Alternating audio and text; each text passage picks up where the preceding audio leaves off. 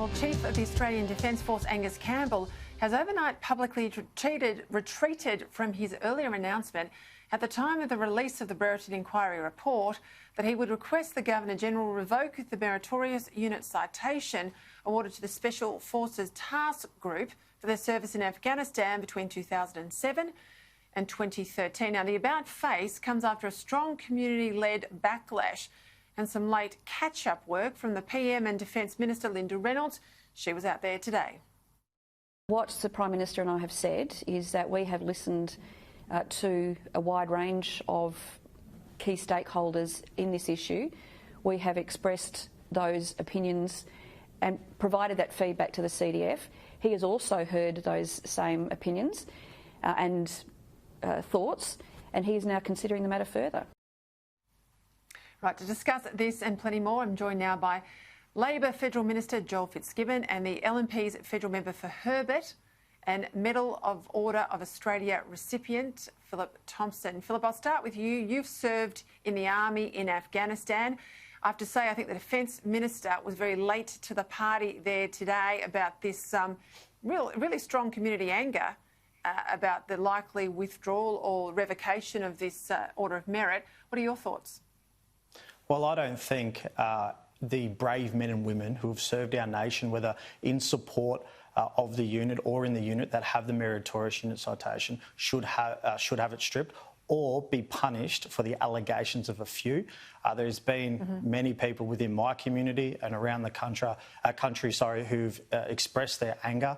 I've relayed this back to the Prime Minister and the Minister, and my thoughts are that we should not punish the majority because of the alleged actions of a few. Joel? Yeah, Peter, I welcome the change of heart, even if it is only just a pause while we have an opportunity to think these things through. I'm not at all comfortable with revoking the medals of anyone who did no more than put their life on the line for their country, people who didn't even know of the wrongdoings, alleged wrongdoings of others. I can see a rationale.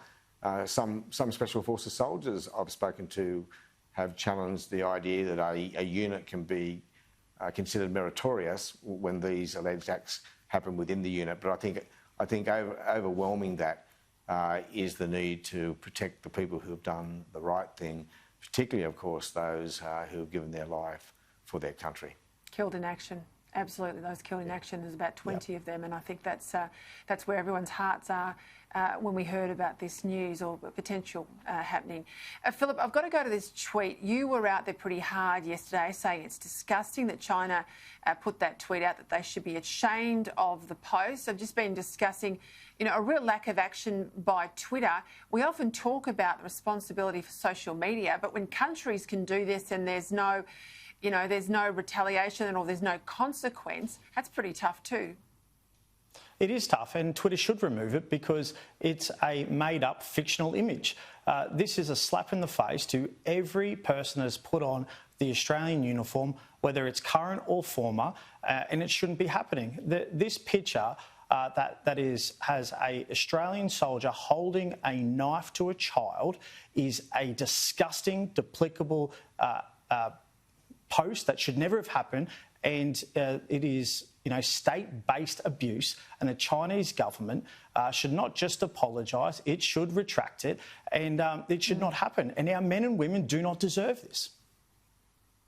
I want to go to the issue of coal with you, Joel. A lot of anger and fury with Nationals MPs today saying they want the federal government to rip up its energy deal with New South Wales after Matt Keane failed to consult on his renewables roadmap. But you've had a lot to say on coal and New South Wales in particular in recent days. What do you make of this stoush internally inside the coalition?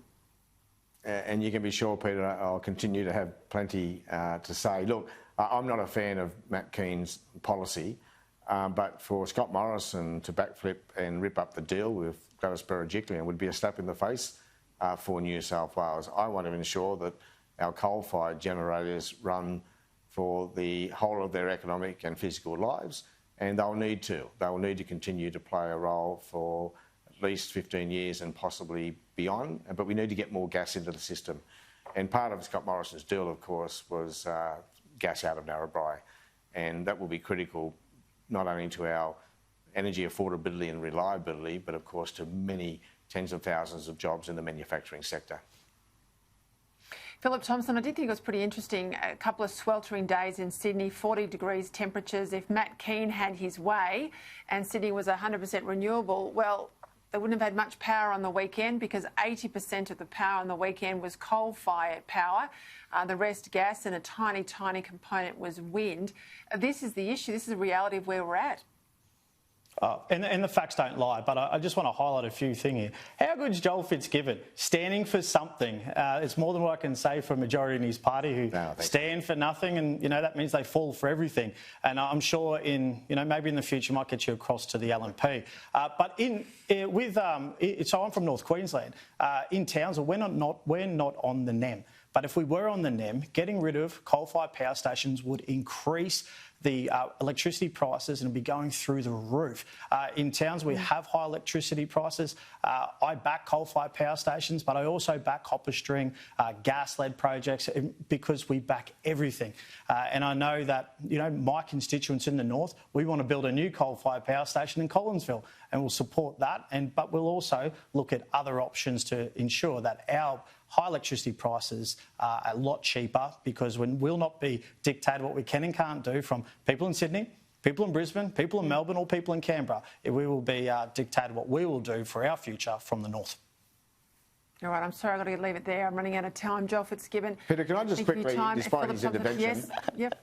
Can I just congratulate both Phil and Labor's Luke Gosling, both veterans who have led the fight to maintain the reputation and respect for our soldiers, both present and Hey, well veterans. said, well said. Former Thanks, Defence Minister yourself, well said. Thank you, gentlemen. Thanks, Peter.